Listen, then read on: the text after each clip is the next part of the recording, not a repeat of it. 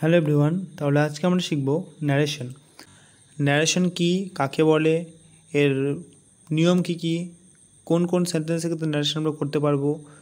Narration শেখার আগে তোমাকে ভালো মতো করে নাম্বার পার্সেন্ট জানতে হবে, টেন্স জানতে হবে এবং তার সঙ্গে কিছুটা সিঙ্গুলার প্লুরাল নলেজ থাকতে হবে তোমাকে।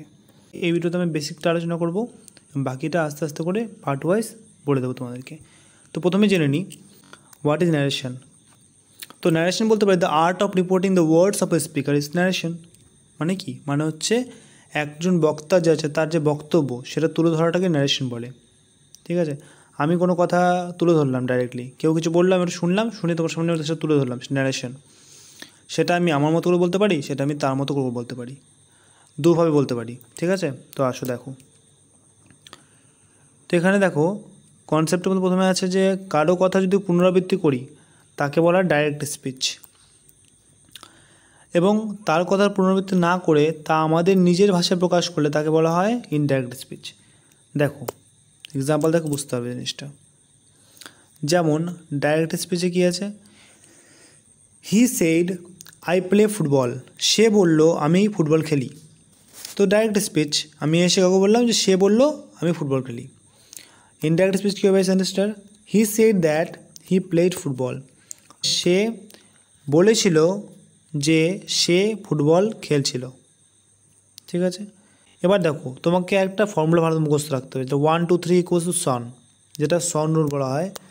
এই জিনিসটা কি, তুমি যদি পার্সন জানো, ফার্স্ট পার্সন সবসময় চেঞ্জ হবে সাবজেক্টে। কিসে? সাবজেক্টে। আমরা বলবো first person change into subject. আর টু মানে second person change into object, second person change into object. আর third person no change, N for no change. এটা যে ক্লিয়ারলি মাথায় রাখতে পারবে তার কাছে ন্যারেশন কিছুই না, এটাই মেন ন্যারেশনের ক্ষেত্রে। তো দেখো লেখা আছে এখানে টেন্স চেঞ্জ। সিম্পল প্রেজেন্ট মানে সিম্পল প্রেজেন্ট ইনডিফিনিট টেন্স থেকে পাস্ট ইনডিফিনিট টেন্স কনভার্ট হয়। যদি ডাইরেক্ট স্পিচে প্রেজেন্ট কন্টিনিউয়াস থাকে তাহলে ইনডাইরেক্টে পাস্ট কন্টিনিউয়াস হয়ে যাবে। ডাইরেক্টে প্রেজেন্ট পারফেক্ট, ইনডাইরেক্টে পাস্ট পারফেক্ট। ডাইরেক্টে প্রেজেন্ট পারফেক্ট কন্টিনিউয়াস, ইনডাইরেক্টে পাস্ট পারফেক্ট কন্টিনিউয়াস। এটা মনে রাখার জিনিস যে ডাইরেক্টে যদি পাস্ট ইনডিফিনিট থাকে তাহলে ইনডাইরেক্টে পাস্ট পারফেক্ট হয়ে যাবে। পাস্ট কন্টিনিউয়াস আবার past perfect continuous. Simple future হয়ে যাবে তোমার ফিউচারের পাস্ট ফর্ম, যেটা শুরু দিয়ে করি আমরা। যাই হোক, এবার দেখো কিছু কিছু ওয়ার্ড আছে যেগুলো ডাইরেক্ট থেকে ইনডাইরেক্ট করার সময় পাল্টে যায়, তাদের ধরন মানে গঠনটাই পাল্টে যায় সম্পূর্ণ ওয়ার্ড অনুযায়ী। ঠিক আছে, তো এখানে দেখো হেয়ার থেকে দেয়ার হয়ে যায়, নাও থেকে দেয়ার হয়ে যায়। তোমরা দেখে নিও এটা, এই চারটা তোমরা খাতায় টুকে নিও। ঠিক আছে, কাজে আসবে।